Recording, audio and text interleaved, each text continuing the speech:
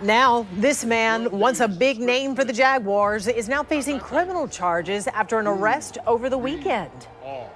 Leon Searcy played tackle for 4 years for the Jaguars. He is now charged with driving under the influence with personal injury and property damage.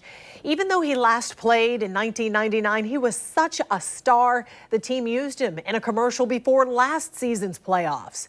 News for Jax reporter Scott Johnson has been looking into Searcy's arrest and joins us from the studio. Scott, it sounds like this DUI charge grew out of some kind of crash.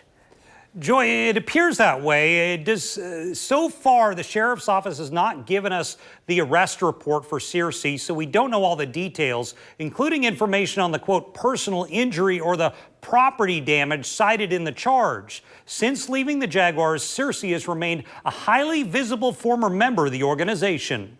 Last year, when the Jaguars went to the playoffs, the man highlighted in the franchise's commercial was this man, a former Jaguar, Leon Searcy. So get on your feet. Searcy has remained a high-profile public figure in Jacksonville for years as one of the hosts of a show at 1010XL Radio. Over the weekend, Searcy was charged with driving under the influence and property damage and personal injury. Today, Searcy was spotted working for the radio station at the Jaguars training camp, but he was not on his show at noon. The general manager at 1010XL Radio released this statement to News4Jax.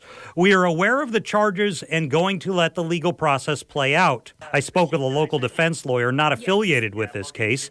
Belkis Plata says one thing that's unclear is the details of the property damage and personal injury aspects of this case.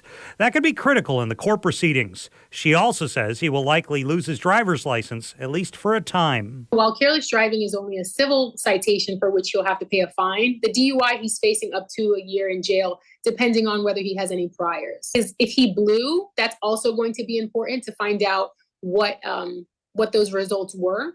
If he declined to blow, that's automatically going to be a license suspension, because with the DMV, when you accept your license, you agree to always do an evaluation if you are asked to do one. So he's likely going to be losing his license no matter how this turns out, at least for a period of time.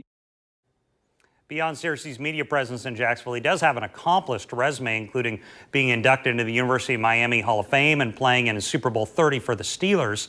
As soon as we receive the arrest report from the sheriff's office, we will pass it on to you, the details of the arrest.